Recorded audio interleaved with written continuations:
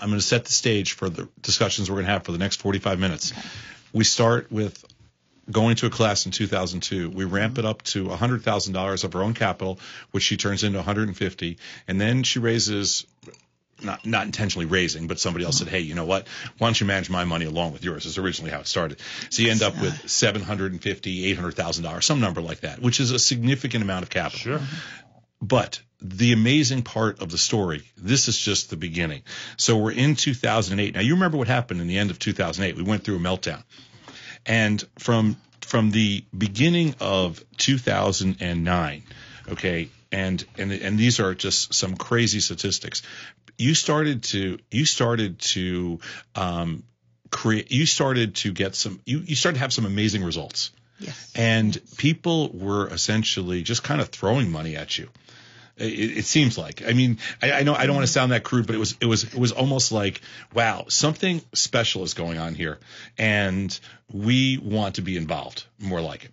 So over the next couple of years, and I don't want to get into all the specifics, you essentially built up two funds. Yes. One fund that started in 2008 that raised in total, $42 million. Yes. And you turned that $42 million over time with all the different, with all the different returns and everything else into a total of $95 million. Now, people can say, hey, that's just a mediocre return. I promise you, I've been around for a long time. This is not a linear business, okay? It is not linear. And Karen, what that means, Karen, is like somebody can turn $10,000 into $20,000. Or $50,000. Into $50,000 into $100,000. I've been in 30 years just buried in this business, and not too many people have turned $42 million into $95 million. But that's just Fund A. Fund B, over time, okay, you started a second fund with $1.3 million. And you ramped that second fund up in total, okay, to, if I just want to make sure I have the numbers all correct, but you ramped that fund up to about there was a total of about $27 million initially invested in the second fund, of which you turned to $42 million. And then on the $42 million, you ramped that up, you raised a few more dollars, another $25 million or so, and you turned that into $95 million, to a total of $95 million. So you went from this crazy idea that, okay, I can trade with $100,000. I mean, and listen, you're as we call it, common folk. I'm common folk. You're common folk. Common folk. So $100,000, and in the end, you're managing $190 million. That's correct. Of which $105 million, almost. I'm ballparking it. Of which $105 million are trading profits. And I don't care who you are. And I've been around SPX, S&P 500 traders my entire career. And I can promise you, if I got a room full of 300 SPX traders and grabbed them out of the pit and said, do you know there's a retail customer out there trading on the Thinkorswim platform that's made $105 million in your pit, and you don't even have any idea that she even exists? They'd be like, you're out of your mind. Tony? 100%, no doubt. They would say, they would bet. They wouldn't believe you. They would bet both pinkies on that one. Okay? So it's a phenomenal, I know you're going to downplay it, but it's a phenomenal story. And I think the driver behind it is the simplicity. Talk to us about how simple you keep your methodology and how simple your approach is. I first wanted to say the reason for the second fund was the profits from that fund, the net profits from that fund, all go into the charity. So it's created a very unique way of raising money. So you're a better charity. person than us too. If you've ever tried to raise money, it is a tough job to be in. So this has been a blessing all the way around. So what was the question? It's about simplicity. Simplicity.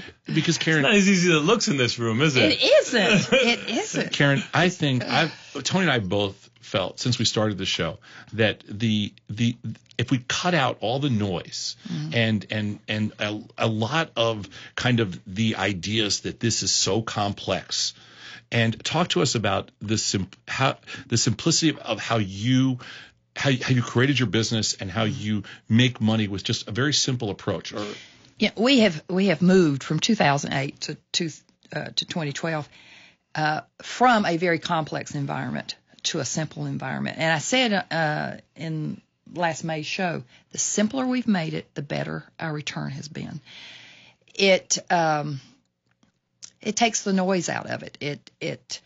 You can effectively trade on watching very few technical analysis, watching very few charts, simplifying just the range that you trade in. And we have 2 funds sitting there. If we tried to make this very complex, we could get into trouble very quickly. So by keeping it simple, everybody in the room knows the game. Everybody knows what we're doing. There are no questions. We know where we want to trade. We know how much we want to trade. We know when to stop trading. So one of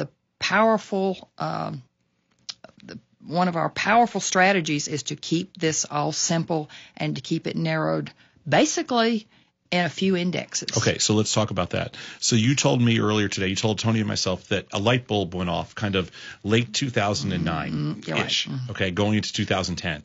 And prior to that, you had traded mostly iron condors Right. and credit spreads. Right. And starting, which you did amazing doing that, but starting in 2009, late 2009, 2010, you started to get more into what we would call some naked positions and some naked strangles, things like that.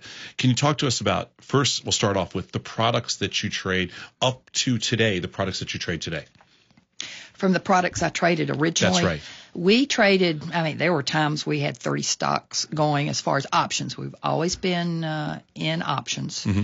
And we were trading in iron condors, but we would leg into them. But basically, we followed about 30 stocks. Mm-hmm. And then we started whittling that down to about 10. Found that was so much easier to do, so much simpler. And then little by little, we got burned a couple of times on earnings. And I know you have some special strategies for earnings. But trading the way we traded, we got burned a couple of times with some earnings months. And then we started saying, well, we won't trade those options on those stocks in those earnings months. We'll just stay away from that. Little by little, we said, well, let's go into indexes. Let's look at the index. It takes us out of the earnings season. It takes us out of a lot of the volatility. It smooths it out a little more. And gradually, we just moved into the SPX, NDX, and the Russell. So now, hey, Linda, let's throw up just some slides just so people can see some of the stuff that we're talking about. First, the SPX. And we just put some slides together so you can see. Mm-hmm. So the SPX is the S&P 500, and we'll leave that up for a second. Then we'll put up the NDX, and then we'll put up the RUT so you can see. Now, would you say today that most of your trading today is in the SPX? Yes. And the reason that you use the SPX is because you've actually got a little too big to trade the spiders. If you had a smaller account, you'd probably trade the spiders? Probably. If I was trading my personal account, I'd probably be in SPY, IWM, QQQQ. I mean, if you're just a normal person with like 600 grand to throw around, that kind of thing, right? A smaller account. I've been there.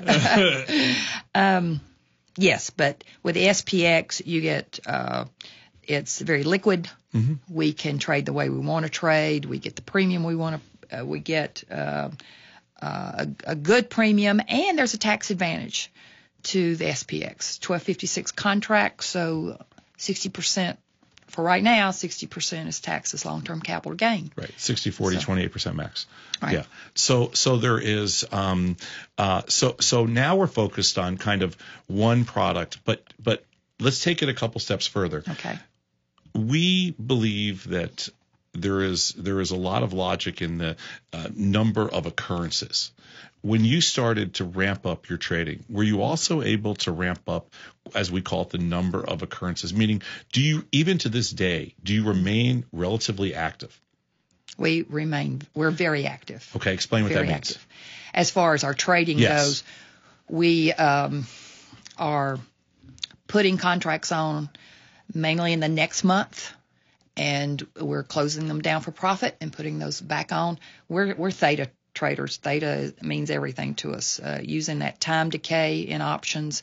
And when that time, when our positions get into the current month, we pretty much leave them alone and let them expire, and we're already out in the next month working. So depending on volatility, if the volatility is higher, We flip these. We call them just churning, just selling and buying back, selling and buying back, as long as we can pull as much time value out of it as possible. And then when that dries up, we usually just let them expire worthless. There is a term, it's called laddering, which means that you would do, like, for example, right now, November is 30 days, December is, 55 or 60 days, that kind of thing. And then January is whatever, 90 days. That we would call that laddering out positions. Do you have a certain time frame that you look for when you're making trades? Like if you were to look at a blank screen and you can choose the perfect number of days to expiration for your methodology, how many days would that be?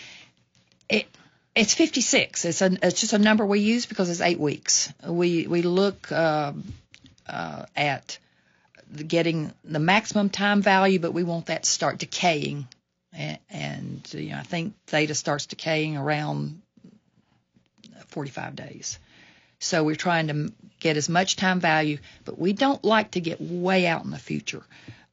December is getting close, and we'll be trading December first of next week probably. That's I don't want to get days. I don't want to get in. Really? Yeah, 65 right now. But I don't want to get in January.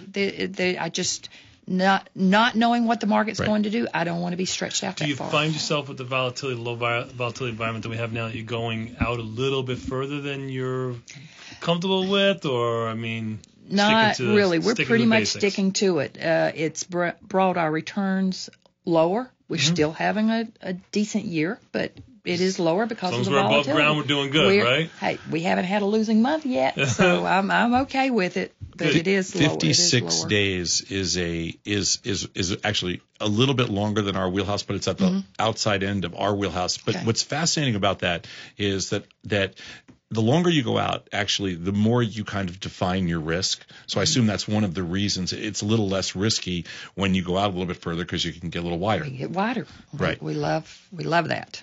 So when you look at positions, because I think what everybody wants to hear are the specifics. Okay. So the first specific that popped out was that 55, 56 days, because the industry has a tendency now to go towards a shorter time frame. Like, do you use weekly options? We have. We've been kind of testing the waters this year. I can't say I'm a big fan of the weeklies. Sure. Probably will trim that down. But with the low volatility, we've been able to make some profit in the weeklies. Still, our bread and butter is going out the 56 days. Now, we've had, I think most people it would be fair to say that if you were managing $100,000 and I said you were up 30% this year and we're just heading into the fourth quarter right now, you would say, okay, Tony, that's an amazing return. You did a great job. No doubt. But just to put Karen in perspective here, she's managing right now about 95 million total. And this year she's up 30% net going into the fourth quarter. So, and that's after fees and everything else, 30%. I just want to put this discussion into perspective, because the numbers are, this is a tough year. Volatility's, we're hovering around, 14, 15%. So let's take the next, we've got to 55 days. Now let's talk a little bit about some of the strategies. Like if you were to employ, as you said, early next week, maybe a December position, let's talk about some of the things that you may do. Well, we trick ourselves. We pretend like the market has fallen. So, under the old saying that the market only crashes down, the market doesn't crash up. So we feel like we have to protect ourselves the most on the downside.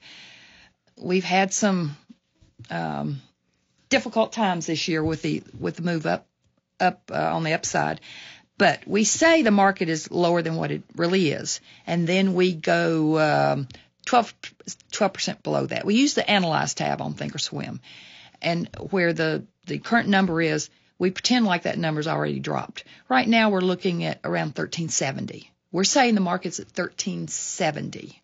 So you're at 1450, the real market, and you kind of make up this fictional 1370. We pretend. Okay. It's really at 1370, and then we drop it down 12% below that. And then you take it down 12% below the 1370, which generally takes you to a probability of being in the money of about what? probability of being in the money of about 5%. Okay. So, Tony, we've been doing a lot of experiments with that probability of being in the money. Karen, you'd have loved the stuff we've been pumping out research-wise. But the probability of being in the money of around 5%. Tony, can you show what that means? Mm-hmm. Got it here. Okay. So you're looking basically at the 1220 puts in December is where I am right now. Okay, and that would be, and Tony, just hold your cursor to the probability of being in the money at 5%. And Karen, I hate to keep going back to this, but I wanted everybody to understand that's all you have. I mean, that's all you look at. Yes, but okay, with the amount of money that we're talking about, we will trade very actively around 1220, maybe 1225, 1215, and we'll turn that 2 or 3 times. And will you also, now when you say you'll trade that means your opening trade is to sell those. That's sell, yes. Right. Now, what about the upside? When you sell those puts, will you also sell a corresponding call because it requires no additional capital? No, we leg into each side. We will sell calls, but we sell them. Today would be a terrific day to be selling calls. Okay. Why? The market was up. Not having everything in front of me today, I haven't seen the market today. I just want to get it. I just want to get across that you sell on an upswing as opposed to sell on a downswing. And you're contrarian. Sell puts on a downswing because again we can get further out. We're trying to widen that as much as we can. We watch. We have Bollinger Bands on our SPX chart at 2 standard deviations. We want to be out from that. The upside is a much greater challenge than the downside. If I'm trading down at that level, I'm not worried about it. I'm really not worried about it. If the market falls that hard, we're in trouble for a lot more reasons than just this. Than your upside protection. Mm-hmm. So the upside, it's tough. We're probably a little closer in and looking more around the 10% on the upside. So let's take a look at what that means on the upside, Tony. And then Linda, after Tony's done with this, if you could throw up what a strangle is on the board, that'd be great. So you look at approximately the 1540s or the 1545s. We would look at that, and then we'd look at our charts. We'd see where we thought a strong resistance level was. We would make sure we'd get above that resistance level. So all that comes into play when we're looking at the upside.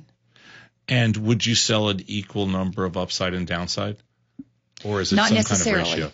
Not we're a little softer on the upside. We'll sell more on the put side. We can make more money. Okay. And be safer, be out further. So let's talk a little bit about what you just talked about there. Is your target, and I think this is the most interesting thing about what you do as compared to what a lot of how we trade. Number one, you're a little uneven when it comes to the amount of sells that you have on both sides of the market, and your focus seems to be more on premium collected rather than on the mechanics of being equal on both sides of the market. It is driven by the Analyze tab, and where we are 10% up from the current position and where we are 12% down. We watch that. That is compared to our net lick.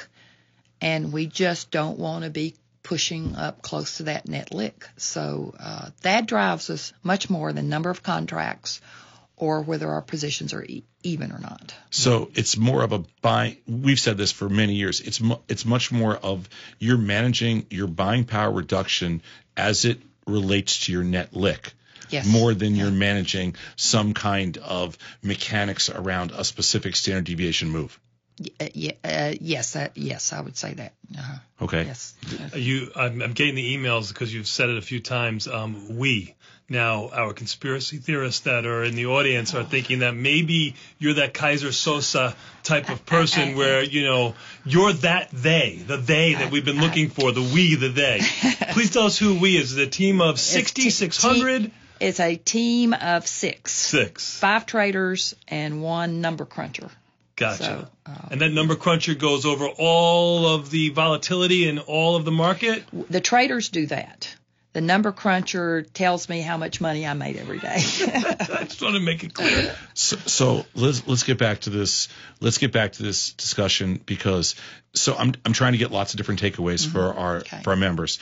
And the next takeaway is so people have a big issue. So here's the amazing thing about what you've done is you did the what everybody thought was the impossible, which is scaling a logic that everybody gets the logic here, but scaling it. So you're, and again, I want to go back to this. You're in your mid 50s and you're basically rolling the dice big time because at some point, okay, you're not holding back. How much capital are you committing at this point in your life? Like we're talking 2009, 2010, 2011. How much capital are you committing of the total capital when you trade?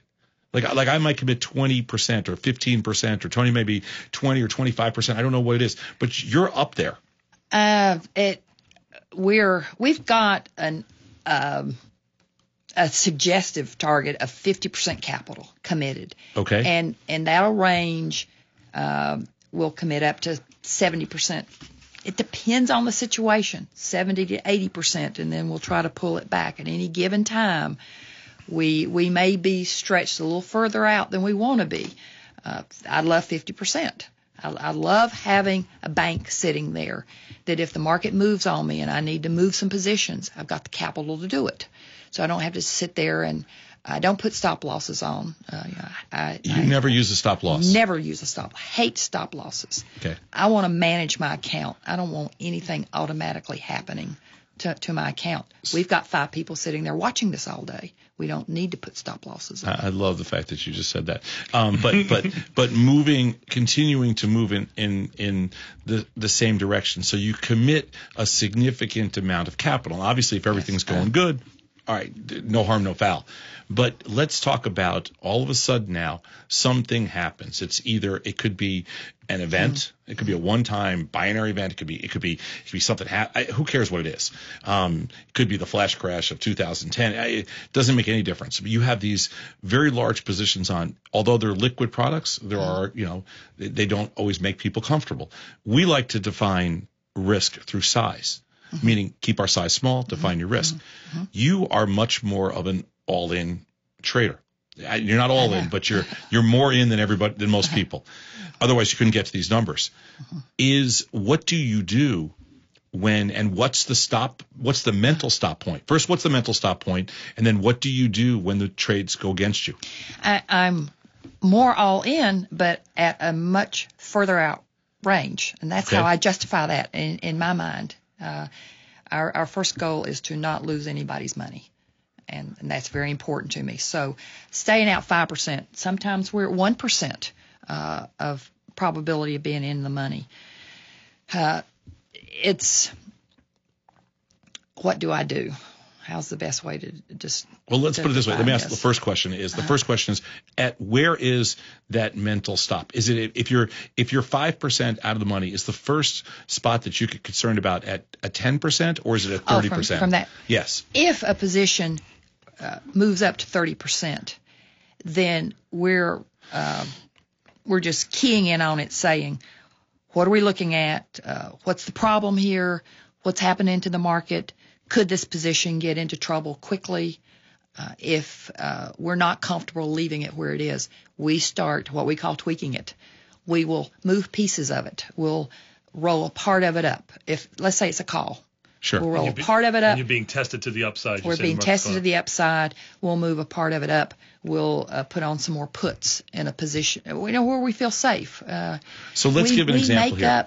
Let's give an example here. The difference. Tony, let's go to a 10% out of the money call. Okay, I'm sorry, where it's 10% chance of getting in the money. We had it up there before in the SPX. 1540. The 1540 line there, you can see the market is 350 at 430. This is December. Now, assuming you sold this, let's just say, for example, the market started to rally up. Now, are we looking at the December? Are we looking at the 1490 in December as that being kind of that 30% chance of being in the money, as you can see at the top of the page? Yes, or are we going to kind of a November option? So what Tom's saying is Oh, go ahead. We're looking at the December. So it's December versus December. Getting into, yes, Okay. that position getting into. So if your new probability of being in the money on the 1540 call was actually 30%, that's a trigger to you. That's a trigger. That I got to start looking at something, see what the market's doing, what's Yes. my assumption on the overall market, and then either do something by rolling up the calls or selling more puts. If it's gone from 15 to 30, it needs my attention. I need to be watching it, and we're watching it as it moves up. But at And 30, time would we're come saying into- it's time to do something. And time, yes, time would come time into left it. in the expiration Yes. would also come into play, right? So I made the comment last May that since we're selling premium, once we get the money, we're not giving it back. And what I mean by that, Yeah, you said that in the first interview. We got a lot of emails about it. So if that position gets into trouble, and let's say, for simplicity's sake, it brought in $1,000, Sure. and I may have to spend, if I have to spend $2,000 to roll it up and get it out of trouble, I'm going to get some money from some premium by rolling it up. And I'm going to make up the difference on the put side, or I'm going to put a few more contracts on the call side. But Okay, so let's save understand- more further out, and also maybe sell some puts. This is a fundamental difference between the way almost everybody trades, including myself. This is not kind of a traditional methodology for rolling up a tested side. The traditional methodology would be to roll up something else or to, make an adjustment, whatever. What you're saying is, and I just correct me if I'm wrong, but what you're saying is you get to that point where the mental number kicks in, where you go from a 10% to a 30% chance. And the next adjustment that you're making is you're either rolling out in time to reduce your delta risk. Yes. You're either covering some of that position and which costs you money, and then to make up for that, you're selling more of the other side, in this case, a put side, to make up that same money so you don't so that theoretically when everything expires, you're back at the same spot. Back at the same spot. I don't care where it comes from. I don't get emotional about any position. Let it go. Fix it. Do whatever you have to do to just make yourself whole at the expiration date. So we don't care what it takes as long as it makes sense in what we're doing. We try to make these decisions where we're not putting ourselves in greater risk. But if the market's been moving up like that, and say we've got puts on that we put on at 5%. Probability of in the money, they're probably now down to, less than 1%. Sure. We can put more puts on higher. We can maybe go 10% if we need to, but with the knowledge that what the market is showing us, that's a pretty safe bet at that point. So whatever it costs us to get the call out of trouble, we make that difference up somewhere. Have you and please show the 5% number up there too, Linda, 5% of the money. Have you effectively gamified trading to just a numbers game? Like did you, like, in your mind before we thought of this, because I like to take credit for everything, before we thought of this, did you effectively somehow gamify this so that, not that you knew that 5% equals 1.64 standard, but did you try to make it into a numbers game? You don't have a market opinion, do you? I don't, and I love that word. It is a big board game to me. I mean, I just love it, and that's why I enjoy playing it. It's a challenge. But I see it as a big game. It's numbers to me. So when you can put that objective viewpoint into it, and you don't have feelings wrapped up in it, and it's just, I look at the numbers, and I know what it means to take a loss, and we have taken losses, but overall, percentage-wise, we have heavy percent that are winners because we just look at the numbers. It's just an unemotional process that we go through. Has your biggest loss been larger than your biggest gain in a month time period? Pretty close? No. I'd have to think about that. I mean, we've had no losses in a month this year. Last year, we had 1 month that we had a loss, and that month was November. August. Then slam dance. In August, the margin requirements changed on us, and we had to close down positions to get our analyze tab back into sync. It happened instantaneously. So without any warning, we had to just go in and start closing positions down. And that created a loss. I get a lot of questions regarding some of the ways you trade with respect to, we love the simplistic nature of it. Simplistic strategic approach, simplistic underlying, meaning very few underlyings, very, very, very low key on the analytical stuff, and a very low key approach to the markets in general, not trying to overanalyze, and no noise from the outside, no news, very little technicals, everything. And so is there a delta number? Like, is there amount of directional risk where you start to get uncomfortable, or is it all tied into that 30% number? Honestly, it's tied into the 30% number. Wow. You may be able to teach me some things that I can do better, but what we've worked through for the last few years, we just tied into that 30% number. 30 years of trading says that I can't. 30 years, and God knows I've tried. I can second that. It works for us. It works for us. So if it ain't broke, don't fix it, sort of philosophy. I completely understand that. Do you get into a situation where you will use multiple products? So, for example, you said that your primary product is the SPX, which is the S&P 500. But will you get into a situation, I'm not talking about pairs trading, I'm talking about like where you have a position on it in the SPX, will you potentially, because there's a higher volatility in the rut or a higher volatility in the NASDAQ and the NDX, would you consider trading different products, and do you look at those positions having some relationship to each other, or are you pretty independent in the positions? It's independent. We had one year, I don't remember off the top of my head, that we made more money in Russell than we did in the SPX, and that's very unusual for us.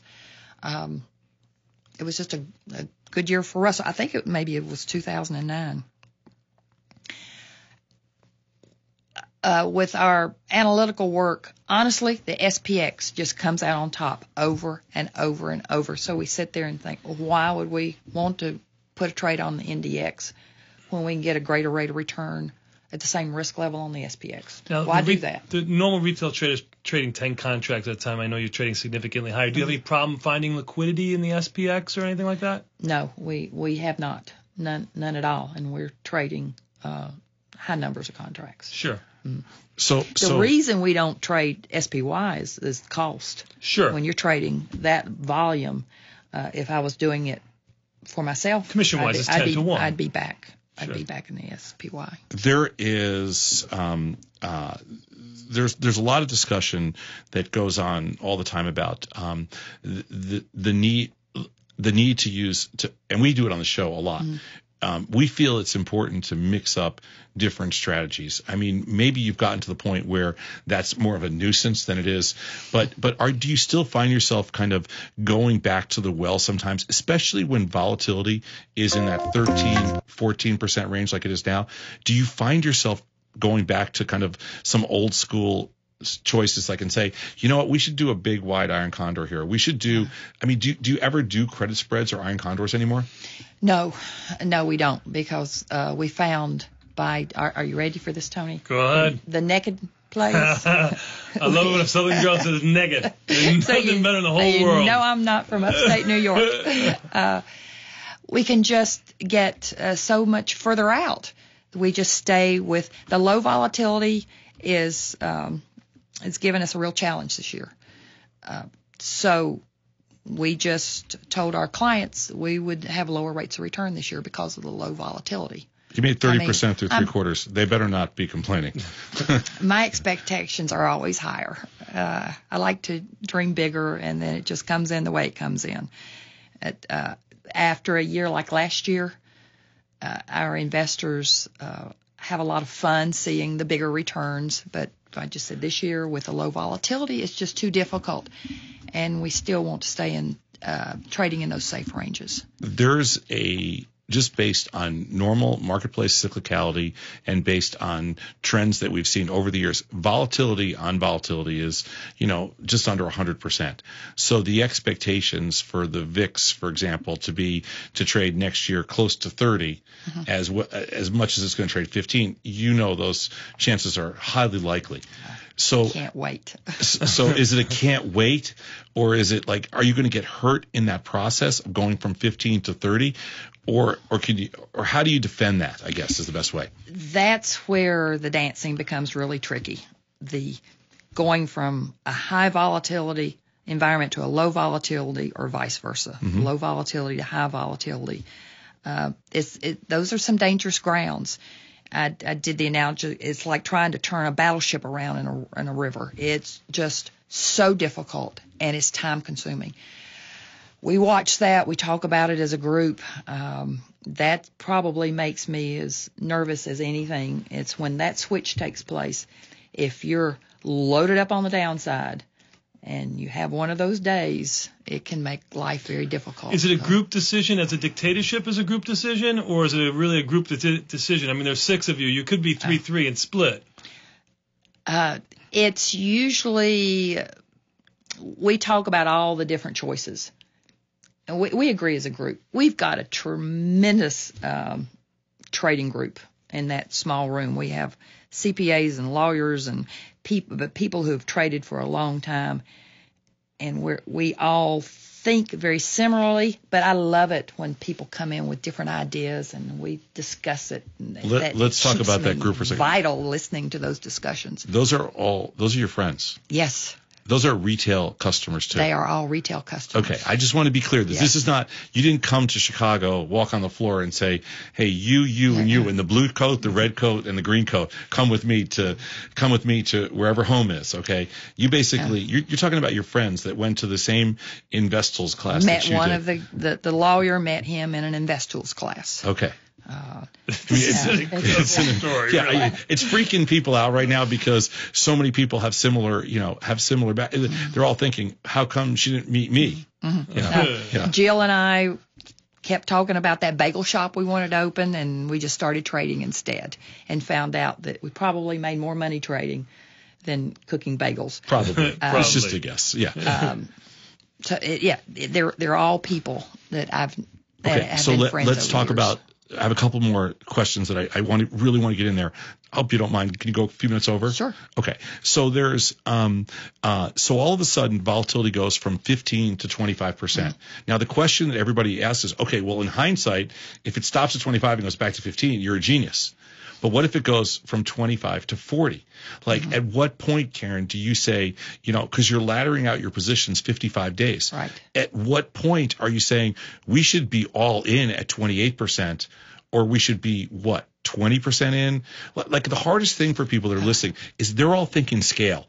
Okay, this woman scaled up somehow, but I can't scale up. And I got to tell you, it's not easy. I get it. So how does that work? Oh, gee.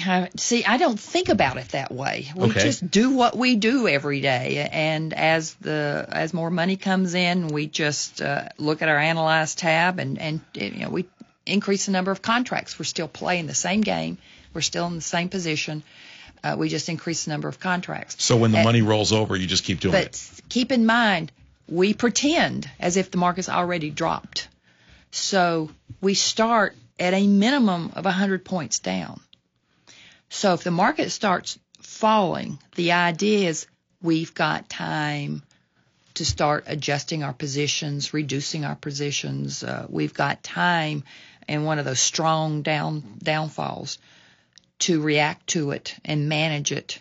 But you basically go 10% probability of success to the upside and 5% to the downside. Correct? Yes. But, okay, so when you do that, because this is important takeaway, when we were traders and trading index products the same way, we would always maintain short premium and short delta, which means we had some short directional protection on.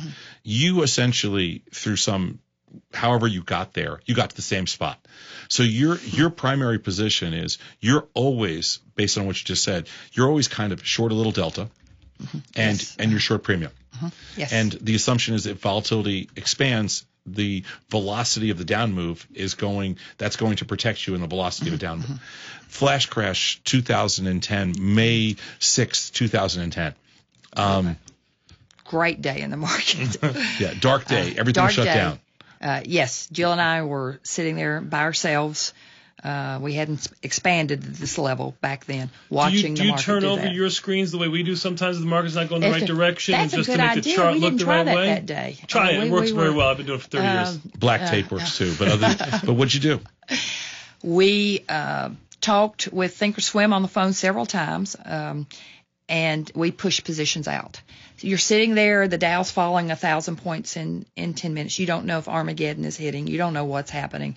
And we just moved positions out. We increased positions where we had to, but we went out into October, November. We're sitting there in April. We essentially gave up our profits for a few months to get into some kind of safe territory. We went into the bomb shelter is what we were trying to do. Okay. Just push everything forward, give us time so we can see what in the world is going on here. So we did. We protected principal. We pushed those positions out, and we sat there for a few months and waited until the market settled down. And from about October through December, we finished our trading out for the year. Yeah, and we had a profitable year. Yeah, you did in 2010, and then you killed them in 2011. You did great. Is that the worst moment in the last 5 years? That was the worst moment. Last August was not fun when we had there's no reason why we should have had a losing month last year. And those things are real hard on me. I take them How much money personally. did you lose last August? We lost 4.5% in the month of August for the month, but we still ended up the year at 53%. So you lost 4.5% of the month in the month of August, which was your worst month. Worst month. So that must have been about $5 million, something like that, $4 or $5 million. And then you ended up the year up 53%. We'd had some really good months up to that. We'd had some really good months up You call yourself a trader. Look at you over there. Seriously. This is not. Listen, Karen, we usually start at 7 a.m., but obviously you can do things that he can't do. Let's just start at 8:30 Central when the bell rings, and we'll go to about 9 o'clock. We'll get all this taken care of. We'll go to breakfast. We'll come back at 2:30, wrap it all up. Right, dear? Sure. That'll be fine. You don't need me. No. Okay, seriously. You don't need me. Again, I can't, only because I've been there. Like, and I've seen every tick for the last, something like 30 years trying to figure out, and I've watched people constantly adjust and tweak and overmanage and things like that. You don't focus on daily. You look at your P&L, but your focus isn't on your P&L. Your focus is on your numbers. Yes. Your problem, absolutely. your standard deviations, whatever you want to call the numbers. They are numbers to me. They are literally numbers to me. So it's a big game board. And I don't mean to belittle it, but it's a process.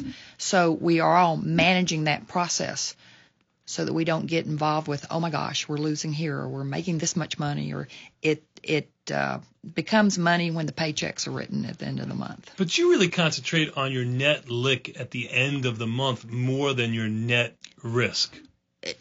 Yes, we do. I mean, you're always conscious of your risk, but a lot of retail traders will always say, oh, I'm risking $1,800 here, and that's too much risk for me, even though I want to make $400 on that $1,800. It's just too much for me. But you really concentrate on how much you can make. Yes. Inside your comfort zone. Yes.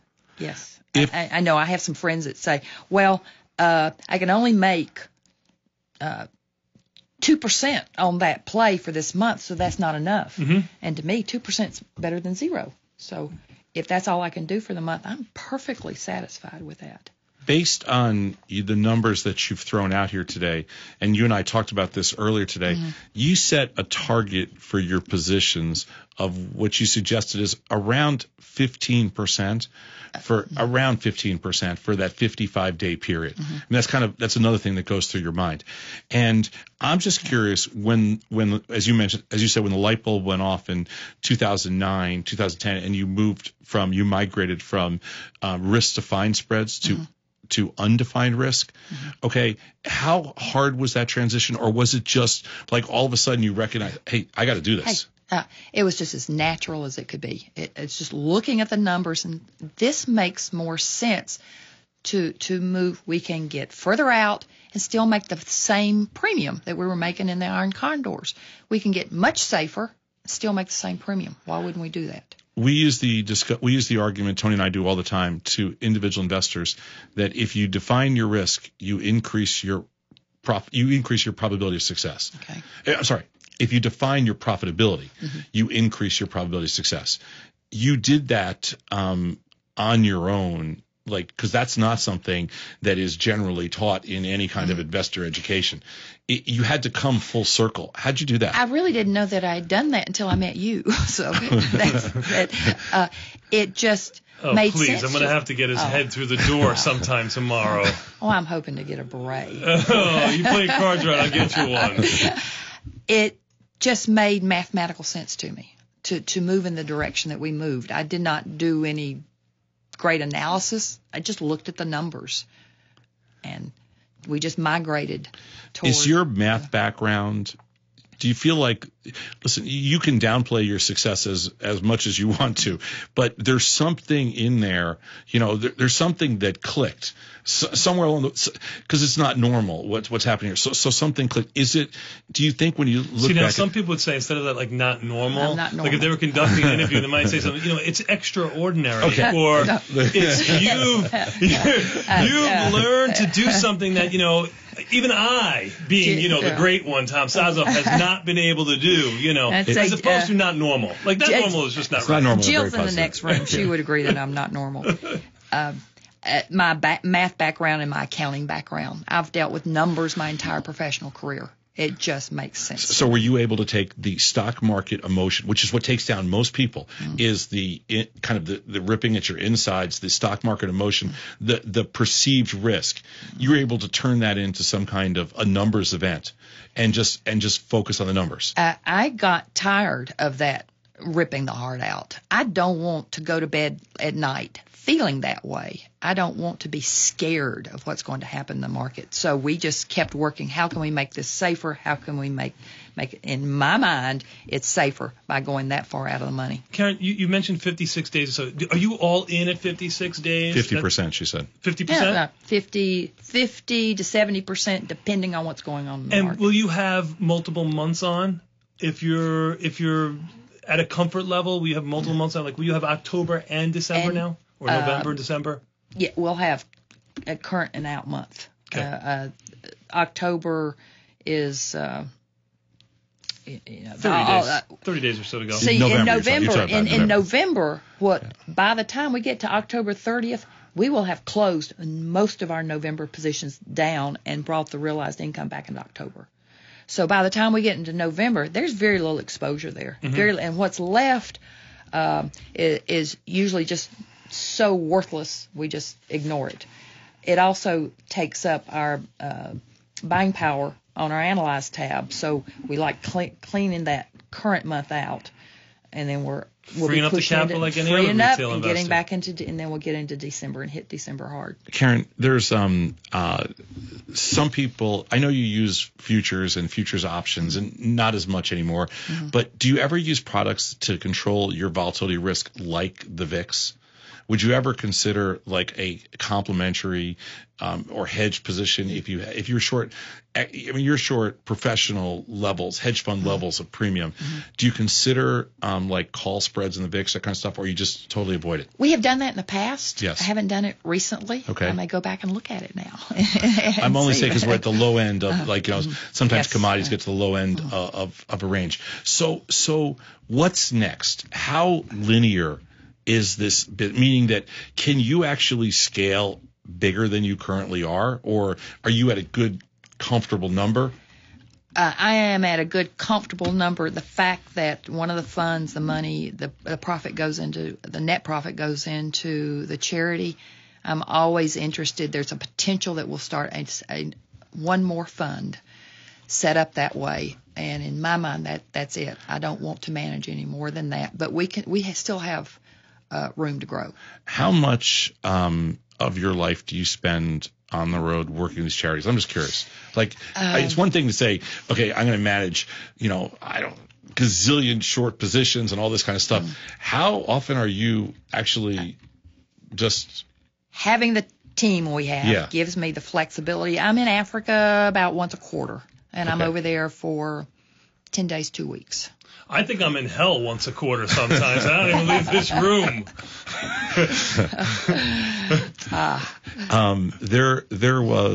There are so many incredible little tidbits in here that I think people are going to grab for quite some time. Again, I'll go back to the simplicity of it all.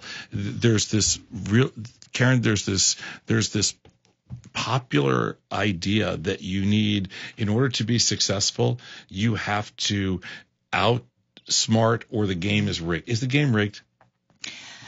No, not at all. Right. I mean, and all the tools are there. For free. For free.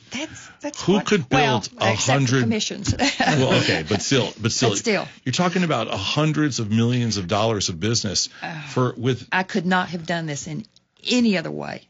I could have tried to build a business. I couldn't sell enough bagels to do this, and this that's is for just damn sure. And it's either just that or opened it's up a lot of bagels. It's opened up a world for me that is just amazing. It's just amazing that what this affords me to do, and that's the work in Africa. Do you still love coming into work every day and just? I love it. I love it. I love it. The first thing that hits my mind when I wake up in the morning, what are the futures doing? Don't worry. First thing, every single trader. So you've crossed over into the dark side. I am happily in the dark side. I love it. I'm Tom Sosnoff. He's Tony Batista. She is Karen, the super trader.